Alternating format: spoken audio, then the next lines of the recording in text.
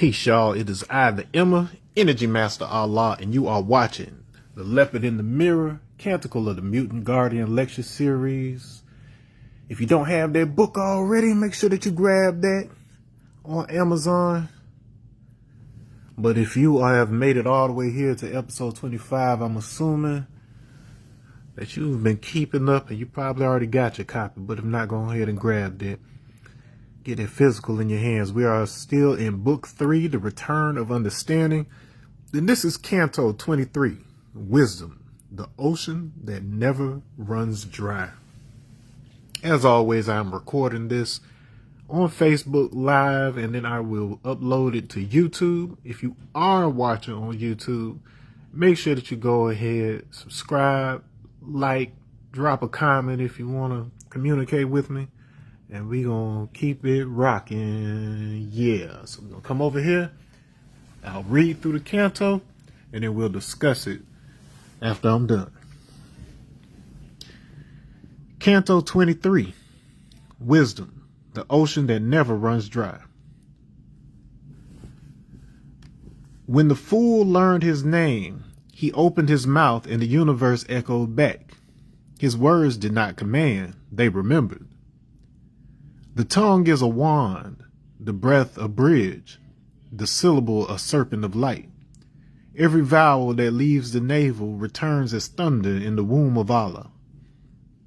He who speaks from ego builds towers of sand. He who speaks from the deep builds stars. For when Allah speaks, the sea stands up and listens, and wisdom walks upon the waves. The magician, having risen from the grave of his own ignorance, now juggles galaxies in jest. His laughter is the devil redeemed, the trick revealed without shame. To mock illusion is to show mercy, to fear it is to die by his hand. So the comedian becomes Hierophant, the voice that heals through mirth, that teaches by turning mirrors into doors. Every joke hides a jewel. Every spell, a story told twice. Once in heaven's code, once in man's reply. From power he borrows thunder, from understanding rain, and from Allah's womb the rhythm. That makes lightning dance as laughter. He speaks and the dead remember their names. He whispers and the unborn begin to dream. This is the ocean that never runs dry, the sound beneath all sounds, where thought becomes tide and tide becomes tongue. Wise words spoken by a wise man, not to conquer, but to conduct, not to prove, but to pour. For every drop that falls from wisdom's mouth is the world, and every silence between his words is God listening back. All right. Go back to the top on that. Wisdom. All right, so wisdom is the 23rd letter, the W in the supreme alphabet. Wise words spoken by a wise man. When Allah speaks, it's like an ocean that will never run dry. This is power, y'all. So that degree, that supreme alphabet, that letter, being the 23rd, that is wisdom, understanding, born to power. So the wisdom is the manifestation of knowledge, your ways and actions, among other things, represents the woman. Understanding is the mental image drawn from knowledge and wisdom to see things for what they are, not what they appear to be. And so we're talking about the relationship between the mother and the child. There's a communication that happens between the two that is unlike any other type of communication, because they have the unique experience of knowing what it's like to have occupied the same point in space at the same time while their child is in her womb. As far as that coordinate is concerned, if she's pregnant with a boy, they're essentially one connected organism that is both male and female for a temporary amount of time. So there is a distinction between the earth and, simpler wisdom.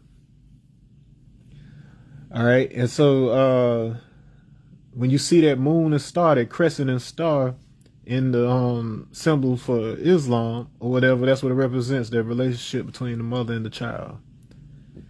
And so the numbering of said letter is what born's power. So wisdom, understanding born's power, which is the truth. The truth is the power to resurrect the mentally dead from their present state of awareness. All right, resurrection is to rise again. And so the Father is resurrected through the Son. The information of the Father is manifested through that child.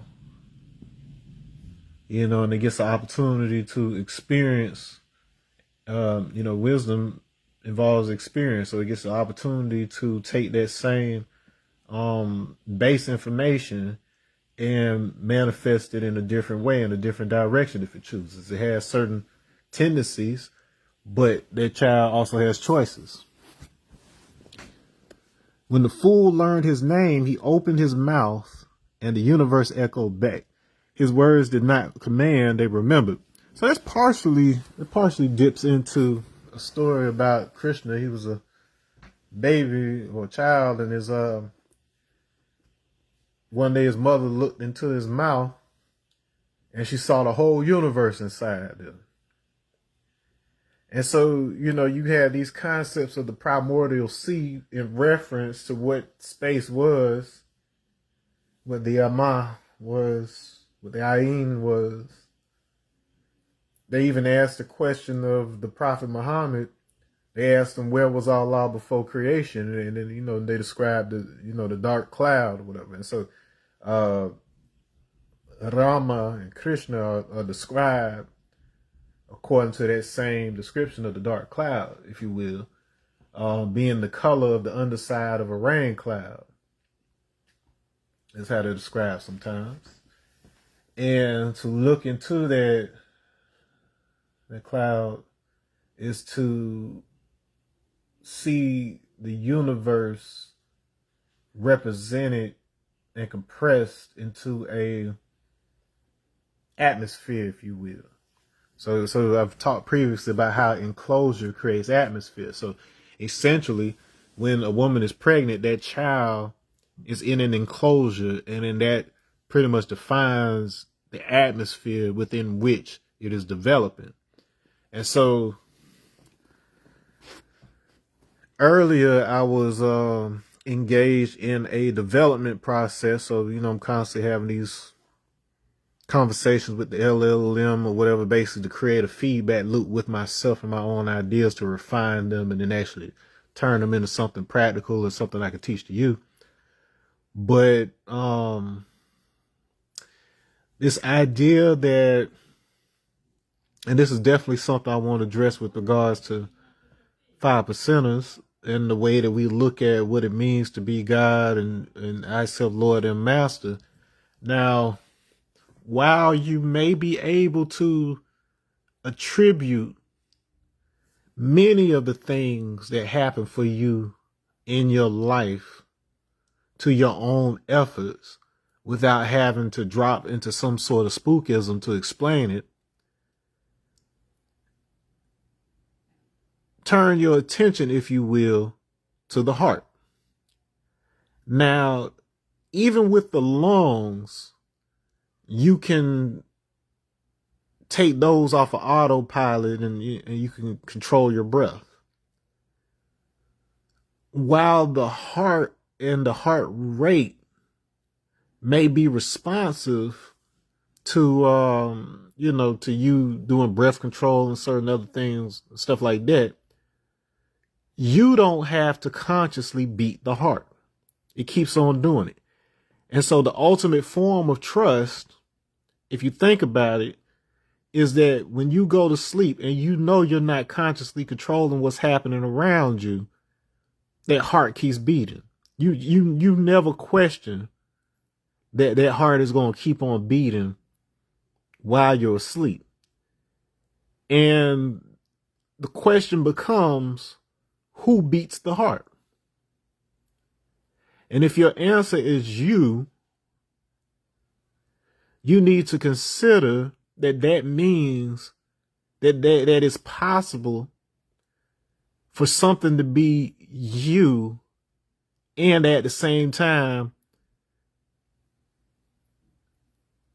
not be able to be controlled. And so it's easiest to think of this thing as an anchor, as a invariant, if you will. It's the part that never changes.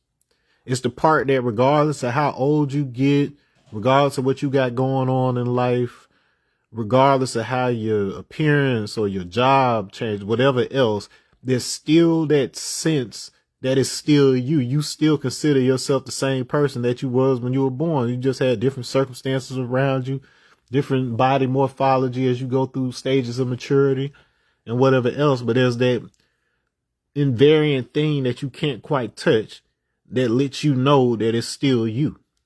Even before you were conscious of it, you still had some sense of yourself when you were a baby. You know, you had that sense that, oh, I'm trying to stay alive. I need to cry so somebody give me some milk or whatever. Like you likely don't remember any of that, but you were still doing all the things that you needed to do in order to stay alive up to the point where you were cognizant and able to remember what you're doing. So this is why this emphasis right here is put on remembrance. The fool who has been through the whole circuit and had experience, but is now entering a new experience. You may be a black belt in the style you just completed, but you're a white belt in the style you're just now beginning. You know what I'm saying? So you're simultaneously both the expert and a novice. This is superposition. And so you have to take that same concept and then be able to apply that to your existence. And what I'm about to say, it's going to wave both directions for both the one with faith in something beyond themselves and the person who believes that they're in control of their entire experience. It's going to wave both of them. So when a child is in the womb and it's growing, whether it's aware or not, it is completely at the mercy of the mother. Everything that happens to that baby, everything that happens to that child while it's in their womb is dependent on the choices that the mother is making with where she's moving, where she's going, what types of things she chooses to eat or not. That child's 100% at her mercy. And you have to wonder, just based on what you know now as a person, are you able to put your trust into somebody like that has that much control over whether you live or die, but you can't even see them? Right? So that covers the idea of trust. And remember, I told you in the previous episode that the Aramaic context for the word faith, so is amanutha. It isn't belief in that something is true. It's to hold on to something like a mother holds on to a child. So it plays right into what we're talking about right now. What faith really is. It's something that is nurtured. Because the fact of the matter is,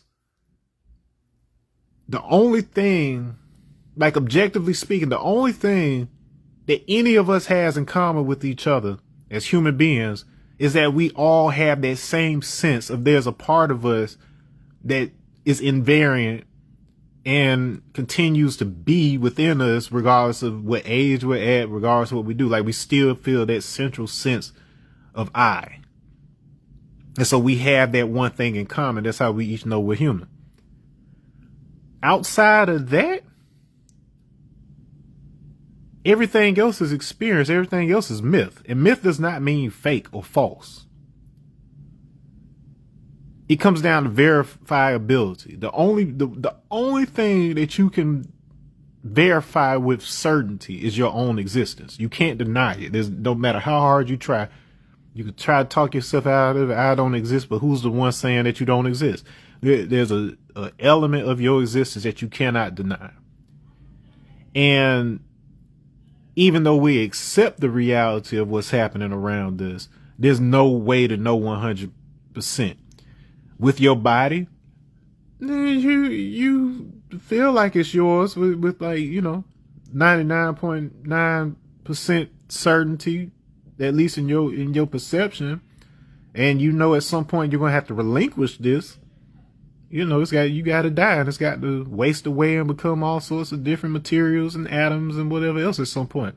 So is it really you if if it don't belong to you anymore after you go, right? So in that sense, everything else is myth. It's just different densities of myth. The myth that is closest to you is more solid.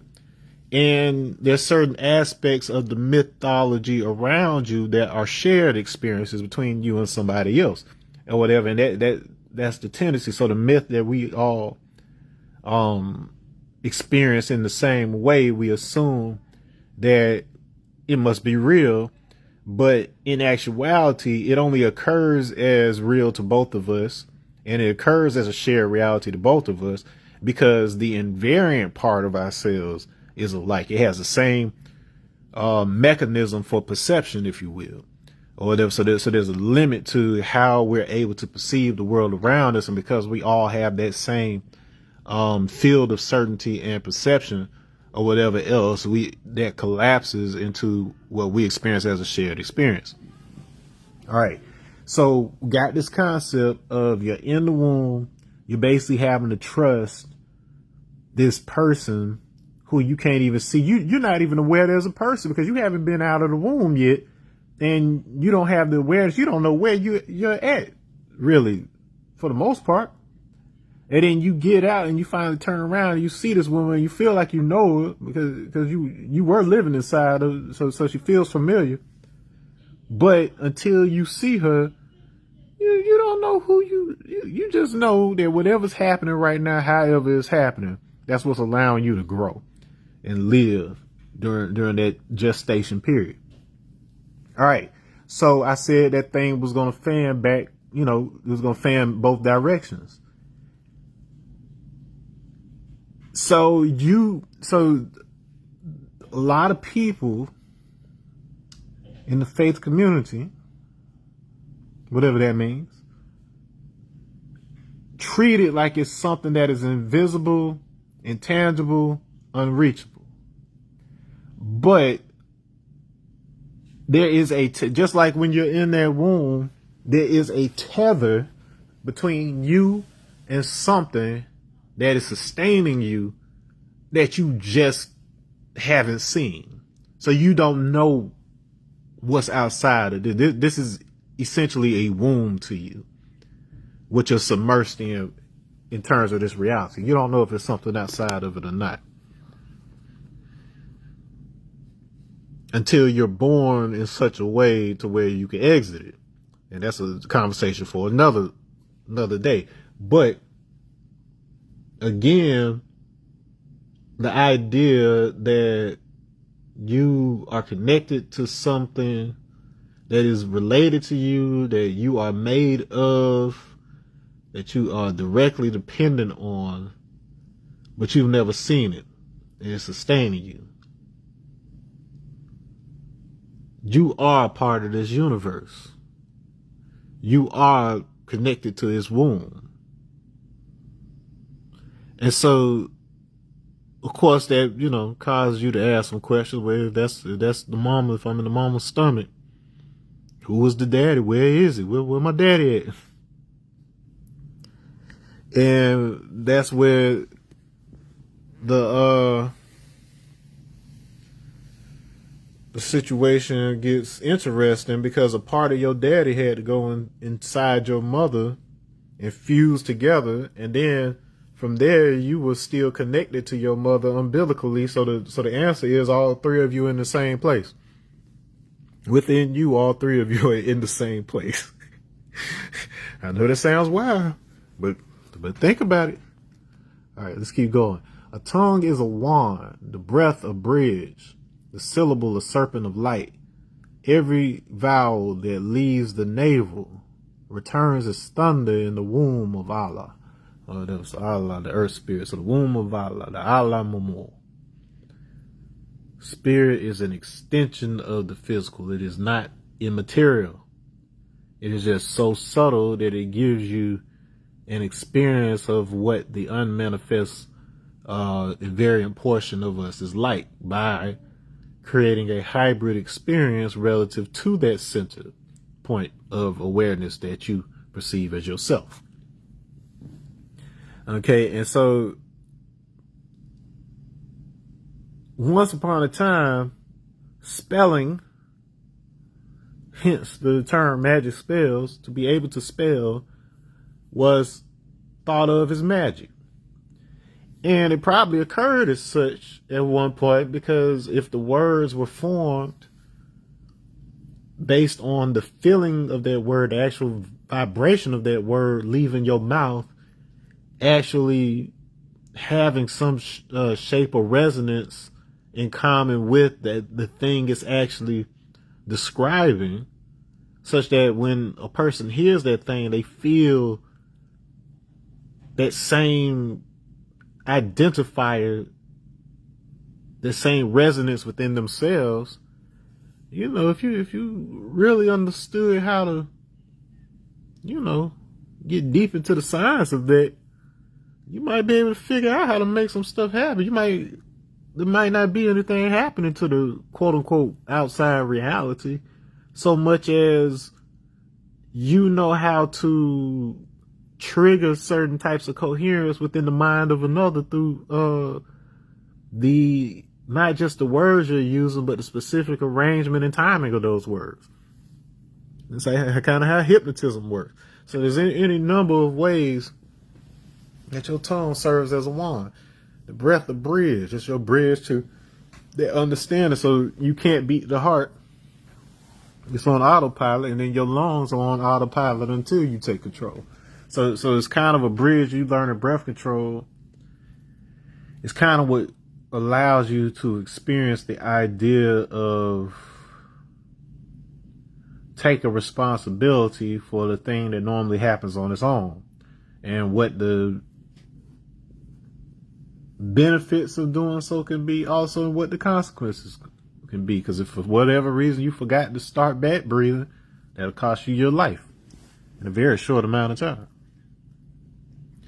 The syllable of serpent, remember serpent is word or membrane, and then we're talking about the word or membrane of light, photon coupling here. Every vowel that leaves the navel, returns as thunder in the womb of Allah. So and as you send in the syllable toward the navel, and then letting it resonate downward into the sacral and the root. More importantly, to the heart, the point that's in between the sacral and the navel. There is an energy well. That is where the womb is for women. And for men, that is the space that is left behind when your testicles drop. He who speaks from ego builds towers of sand. He who speaks from the deep builds stars. For when Allah speaks, the sea stands up and listens, and wisdom walks upon the waves. So, speaking from ego, that which only benefits you, that which only you are experiencing, it tends to be flimsy in shared reality. Like if a person can't see how what you're talking about also benefits them, they have a tendency to have difficulty experiencing that thing is real for them. And so they don't, see the motivation to participate in that. And so to speak from the deep here is to recognize, to understand self to the degree that you deeply understand what part of the self connects you to all selves. and learning to speak from that such that you know that what you're saying will resonate with that other person in their experience.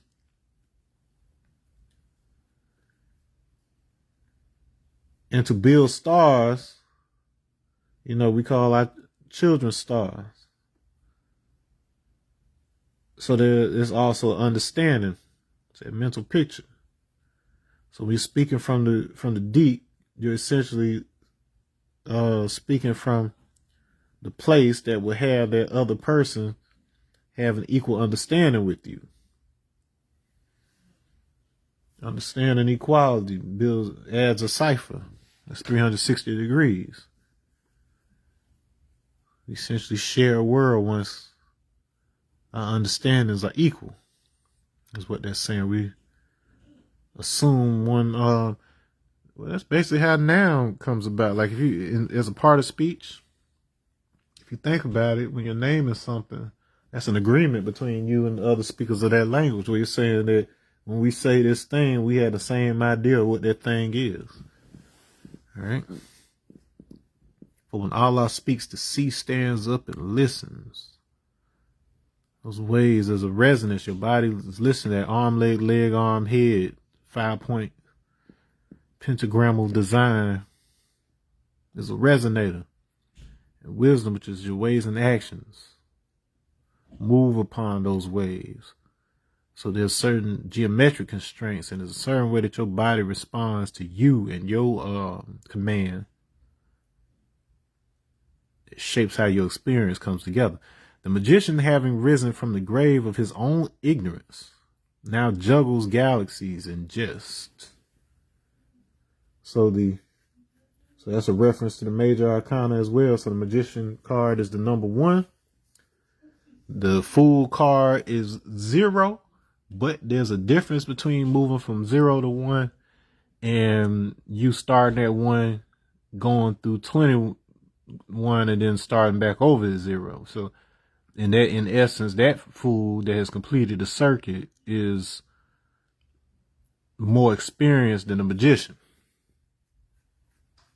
But he must himself move into, again, understanding his relationship between the manifest and unmanifest, the different components of the existence, now that he has the clearer understanding.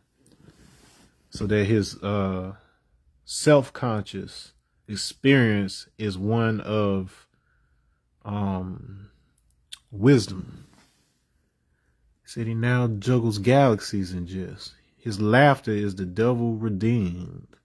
So the devil was that state where you fall into the trap of material identification. You think that you in when the material falls apart. So long as you identify in that way and you don't understand the concept of what it means to return to the essence, the Akasha, if you will, then you falling for that tricknology. The trick revealed without shame. To mock illusion is to show mercy. To fear it is to die by his hand. So this is why we go to magic shows. When you go to a magic show, you expect to be tricked. And part of the fun is trying to figure out, like it's a trick, but you're trying to figure out how he did it. It becomes problematic out here when you have people treating things as if they're real when they're not. The one you have the hardest time reconciling with is money.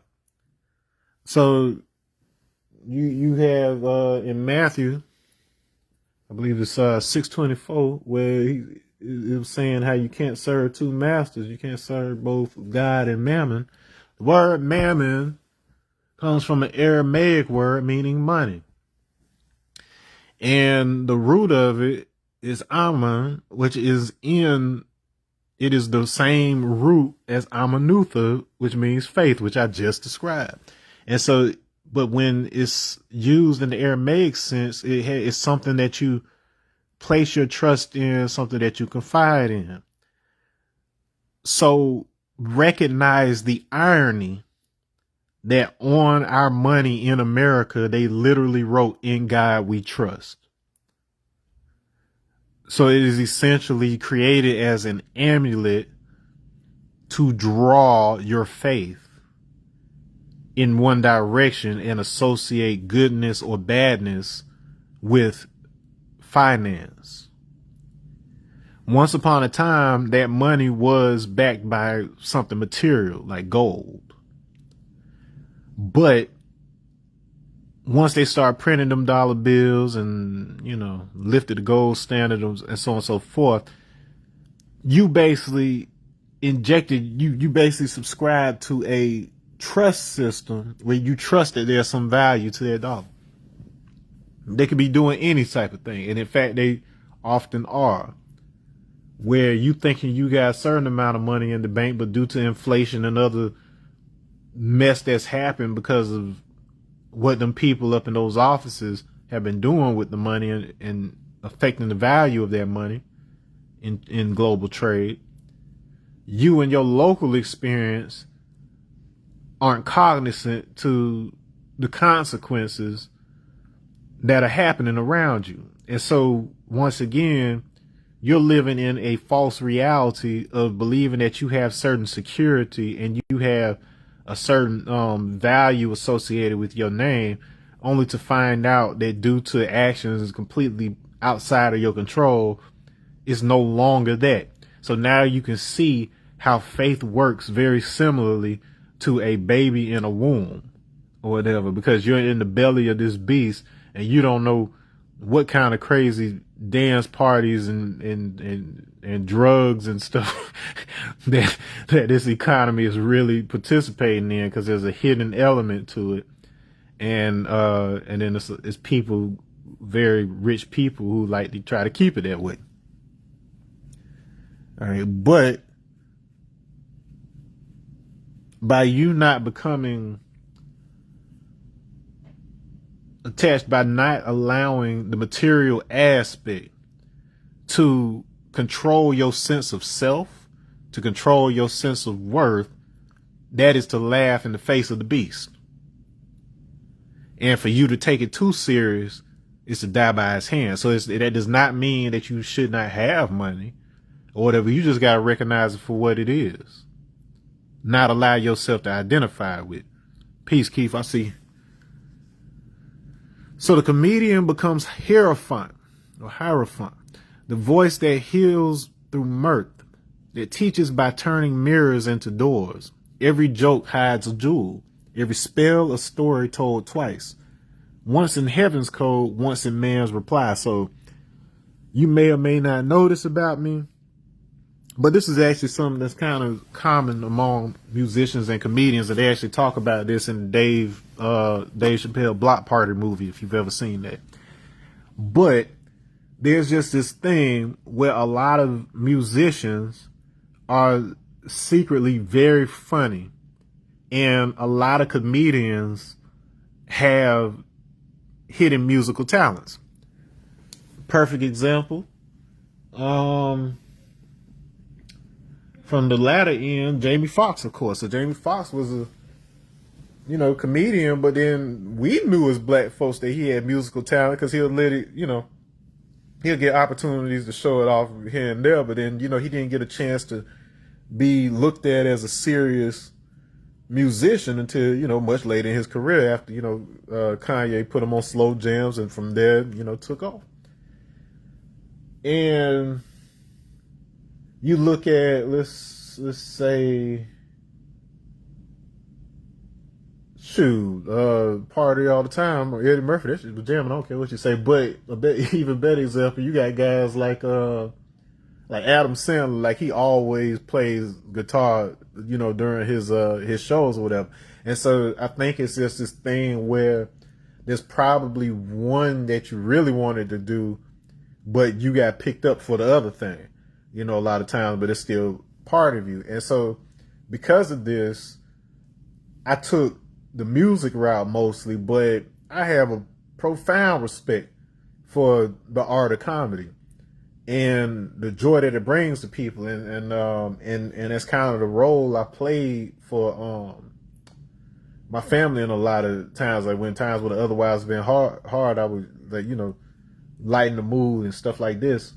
And my music was motivated largely by skillfully making people laugh with the absurdity or just outright outrageousness of things I would say. So I was constantly trying to think of how could I could, get that reaction. And then through my freestyling skills, coming off the top in school, the first time that I did stand up was when I lived in Charlotte, and I just happened to meet a woman that ran what was it? Was it a Laugh Factory? It was one of the comedy spots that was in Charlotte, and she got me a spot one night. So she took me to a bar first. So I did a open mic at a bar first, and so I did like 2 stand-ups back to back. Didn't prepare anything. Like I just kind of wrote my stuff on the spot, and then I kind of listened to over the years to what I would hear different comedians say on documentaries, whatever else. And then one of the most important things that I've always known, even with doing music, is if you write about your own life and you're not trying to just make stuff up, it's a lot easier. And so, given that I didn't have time to be trying to make something up right before having to go on or whatever, I just find like a specific song. What I would do, because my songs were based on real situations that had happened to me, I would choose a song in my head, and then I basically just tell the story of how that song came to be, and then I perform either the whole song or part of it. And apparently that was like, people like really liked what I was doing with it or whatever. So my first couple times of doing stand up, like I killed. Like I wasn't really out to make a whole thing out of it, but the fact was I recognized that the skills I had developed as an MC, having to already be comfortable on stage, having to know how to work a crowd, that translates over, to comedy. So the comedian in this particular canto being compared to the Hierophant. See, the Hierophant appears in the Arcana as, he looks like a priest or whatever else, and he's teaching these 2 monks that are, that represent the 2 different hemispheres of the brain. So it's basically how symbolism is used to organize the mind is what that card really means. And the reason the comedian is the Hierophant in this particular passage is that he is translating the life experiences that are common to all of us into the language and timing that allows us to see those things as humorous instead of taking them too serious. And what that allows us to do, it doesn't cause us to not do those things, or it doesn't cause us to completely dismiss the purpose for doing those things, but it allows us to have more flexibility in how we perceive that thing, such that we don't get so attached to it that even if it's becoming something bad for us, we're not in this place where we're telling ourselves, well, I don't have any other choice. And that wiggle room, that loosening of significance happens largely through laughter. And so that's what they're talking about here. This whole little section is that. From power, he borrows thunder, from understanding rain, and from Allah's womb the rhythm that makes lightning dance his laughter. He speaks, and the dead remember their names. He whispers, and the unborn begin to dream. So the Hierophant happens to be card number 5. So there's a play right there when we talking about power right here, because power is also the number 5. But power in the supreme alphabet is also strength, energy, magnetism. These are forces that are associated with storms. From understanding, so it's the mental picture one draws. So it's the cloud that forms into a coherent cascade of thought. And the womb of the mind is akin to the womb of the belly, in the sense that your ideas have to be cultivated. And so there's this component to faith that involves you reinforcing an idea until it locks in and it occurs to you as a reality. So then the question becomes, if you're the one that has to feed that idea in order for it to become real in your experience, what power is it that you really have? You see what I'm saying? Like if you're the one that makes the pathway that opens the door for it, that thing is also relying on you in order to be here. All right.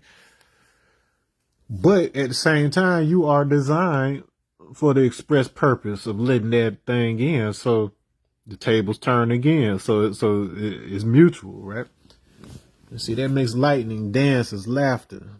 He speaks, and the dead remember their names. You bring them back. The resonance, you remind people, because their memories live within them. So when they're having that group experience of remembrance, and they all remember the same person in the same way, it's as if the spirit is alive in that room, at least within their perception. He whispers, and the unborn begin to dream. So it becomes a potential. Allah speaks. It builds a potential. He speaks a possibility into the room. And it gives people the opportunity to make it a reality. This is the ocean that never runs dry. The sound beneath all sounds. Where thought becomes tide. And tide becomes tongue. So Allah, because he's speaking the truth, he's drawn upon that which is eternally self-verifying. You are speaking from that place that you can verify, the part that you don't have to convince somebody of, because they know exactly what you mean, because there's just a part of our experience that we all have, and we have no means of verifying it physically outside of the fact that all of us experience it. So it's undeniable. And then for something like that, it becomes a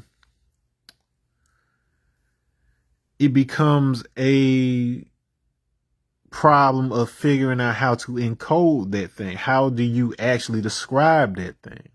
How do you generate words that adequately give somebody an idea of what you're trying to describe? Other than saying, hey, you know that thing? Or what if it's a person that just never thought about that thing or whatever? Like maybe they don't even know, or maybe they don't speak your language. Like any number of factors that for whatever reason they're unable to cognitively bridge to the awareness of that thing that you're talking about. But when you are self-aware, it can be even difficult for you to even imagine how somebody could not be aware of that part of themselves. Like, you never thought about who's like when you stop talking out loud and you still thinking your thoughts inside your head, you ain't ever thought about who is speaking right there. You say it's you, you know it's you. But at the same time, how? There's no mouth moving, there's no lungs moving. So that tells you that information, that sound or whatever else, it has less to do with the actual physical mechanism of your mouth and lungs, whatever else, and it has more to do with a conscious process that involves other parts of your system and your existence in order for that to be able to happen. Wise words spoken by a wise man, not to conquer, but to conduct, not to prove, but to pour. For every drop that falls from wisdom's mouth is the world, and every silence between his words is God listening back. So conduct can mean to teach, but it also means to be able to carry a current. So something be able to pass through you. not to prove, but to pour. So you're distributing, you're giving what it is that you understand to another person. So it isn't required for you to try to prove something to them because they're already experiencing it. And so once again, the only challenge that the two of you have at that point is how you articulate it. You both know what you're talking about when you're talking about it, but then now we got to try to introduce it to this next person. And that's where wisdom comes into play, because rather than you trying to speak from the limits of your own lexicon, your own collection of words that you've accumulated over time to describe things, instead of you relying on trying to sift through those files and find the right words, you simply describe what you're experiencing while you're in it. Like while you're in that place and you know the thing and then you're focused on the thing. If you speak from that place, then the words naturally find themselves. I don't prepare for these episodes. To be honest with you, I don't even remember what's in some of these cantos until I get to. There's some that are a little more memorable because of the subject matter. Like, of course, Canto XXIII, where it talks about my son passing. But for the most part, what I'm doing is this book is an output that I contributed to. And as I'm reading it for you now, I'm taking it in as an input. So something that I output is now also serving as an input. That's called a feedback loop.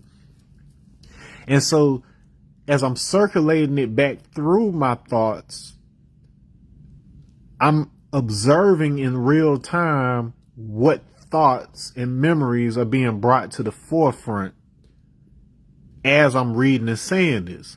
And so if I just allow that to come forward and I just articulate what I'm seeing and I'm experiencing as I'm going through and reading this or whatever, it's not only going to try to latch on to something I memorized, but rather it's going to draw from my more recent experiences, like whatever I was learning. Like some of the things I've talked about today was stuff that I've learned today or whatever. So it's still fresh in my mind. So it's just finding the place within the words in order to solidify them such that they are able to cultivate an understanding in communication with you.